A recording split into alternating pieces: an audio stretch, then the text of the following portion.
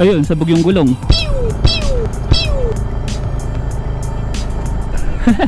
Kaloko. Isang buong pa nga dyan. Right check po, right check. Oh, boses. Ayun lang guys, nabuwal. Boss, madaling pa kami 2 oras. Dapat nasa Subic kami. Sandali lang. Pasensya na.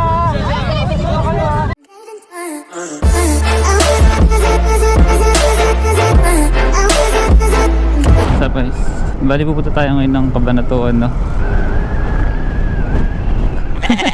Kaloko. Kasama kasi yung Cabanatuan sa huling checkpoint ng kasalukuyang event ngayon ng Boss Ironman 2024. Bali ang goal natin is makita yung ating idol na si Reed Motovlog, si Alfred Watermax sa pangalawang pagkakataon, dahil lamit na natin siya dati nung nag-rides tayo sa may Aurora Dingalan. Bali kagabi pa nag-start yung endurance nila, no, ng 9 PM, tapos expected natin siguro makarating sila ng cab ng bandang 3 PM. Bali sa Wheeltech Cabanatuan yung checkpoint nila, no, mismong sa may Wheeltech Big Bike Concept.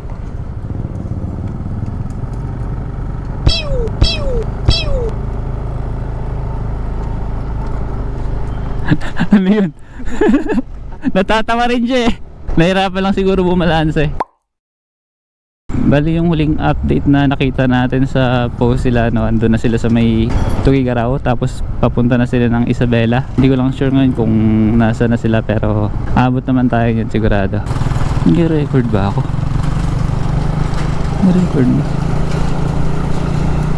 Sayang lang din, no, kasi hindi natuloy si Team Katagumpay. Nagka-problema yata kasi yung isa nilang kasama kagabi bago pa sila makarating sa first checkpoint, kaya hindi sila tumuloy. Pero at least maraming pa namang ibang vlogger doon, kaso hindi ko lang sure kung mare-recognize natin lahat.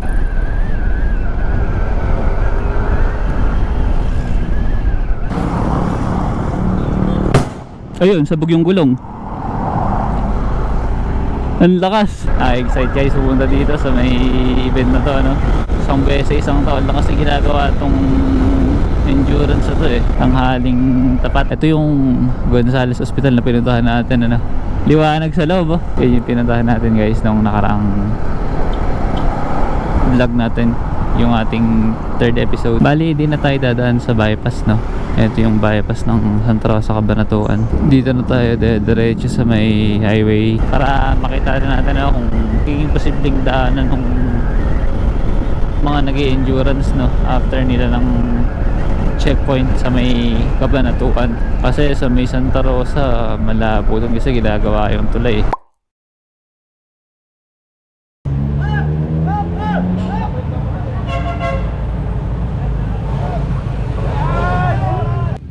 Oh, incoming. Marshals. Go. Doon po. Ikot. Ikot. Ikot lang po, ikot lang. Sundan niyo yung cone.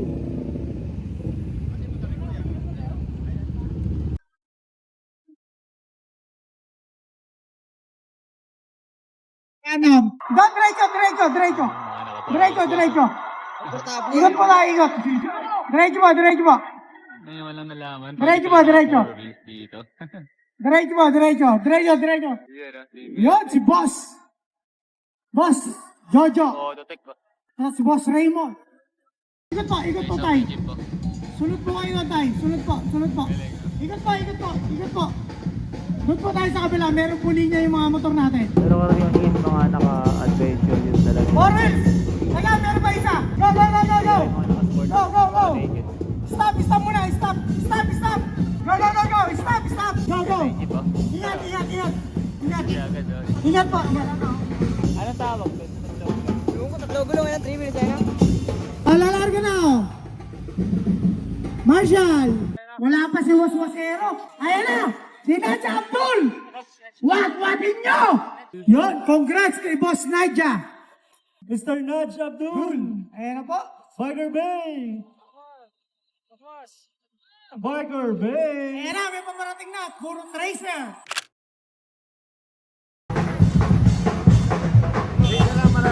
Isa pa ba, kuya? Isa pa.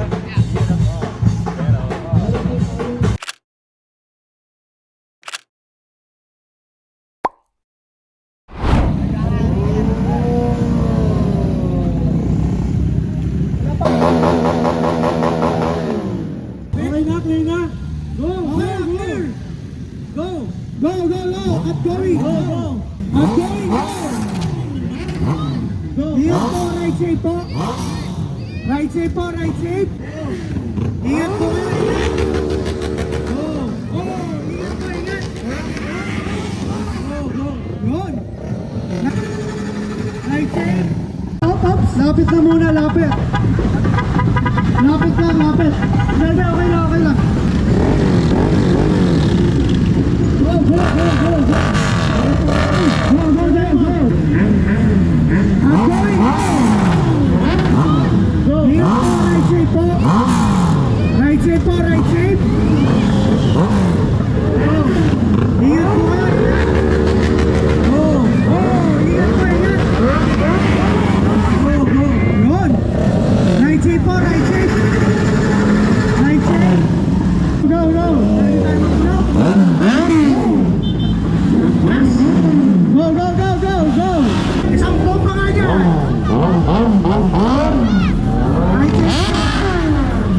Right shape po, right shape. Lapit na po yung mag-exit, lapit na yung mag-exit. Yung mga magte-take off po, lapit na po dito sa gate. Lapit na po dito sa gate. Right shape po, right shape. Lahat ng dumarating. Oh, boses! Ayun lang guys, nabuwal.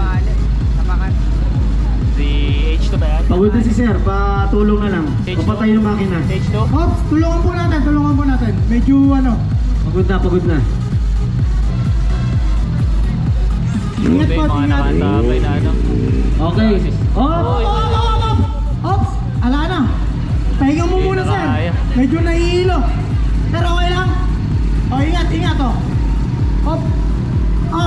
Marshal, Marshal. Oh, pinalabas. Nahihilo na siguro. Tutok na sa gate. Oh, easy, easy, easy. Parking. Ito na, dirit.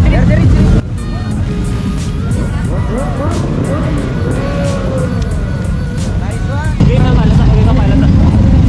Parang tayo matasama. Dumating na yung inaabangan natin, ano? Boss Reed! Tago tayo. Baka tayo sila ulit.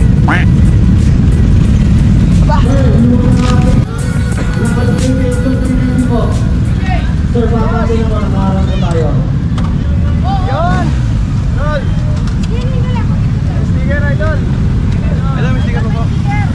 Boss, madaling pa kami 2 oras. Dapat nasa Subic kami. Sandali lang. Wait lang. Nagmamadali. Ano ba ni boss? Ready.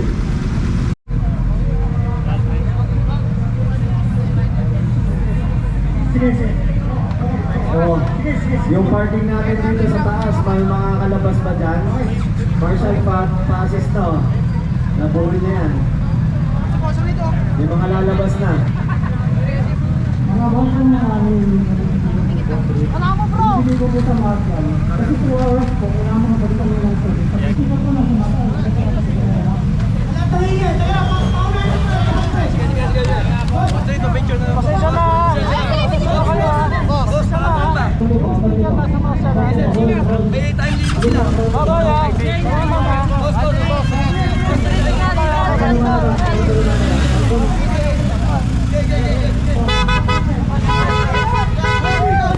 Okay, boss Rick. Oh, kita na. Go, go, go. Go na yan, go na, go na. Go. Boss Reed, ingat! Boss Reed, ingat! Clear, clear, clear! Boss Reed! Oh, sige na Boss Reed! Nagawin mo lahat! Ayun guys, no, nakikita nyo naman, di natin nagawang magpa-picture kay Reed sa kay Alfred. Nagmamadali na kasi sila dahil 2 hours na lang, no? Or alas 8 na kasi. Kailangan makarating daw sila ng Subic bago mag 9. Sa final checkpoint, ma-disqualify daw sila, kaya ayun, nakakalungkot lang din. Pero di naman sa at least diba nakita natin yung sticker, iniwan na lang din niya doon sa may Marshall. Tapos sinagis na lang, no? Nakaka-proud din, no? Yung mga sumasali sa mga ganong endurance, lalo dyan sa may Boss Ironman. Hindi biro yung ano, yung tagal ng pag-drive nila mula alas 9 kagabi, no? Mag alas 9 na rin. Bali 23 hours na silang nagmumotor. Kahit sabihin natin meron silang alam niyo na, pahinga or humihinto sila sa bawat checkpoints tapos papahinga ng mga ilang minuto, hindi pa rin biro yung ganun katagal isang araw. Kung makikita nyo ng personal yung mga mata ng mga participants dun sa may Ironman, papansin mo na mga pagod na talaga, no? Mga antok na yung karamihan din sa kanila pagka iikot, maraming nawawala ng balance. Tulad na lang nung mo CH2 ba to, Z900 ZH2, tumawag yung motor niya sa kanan, dala ng siguro sobrang pagod.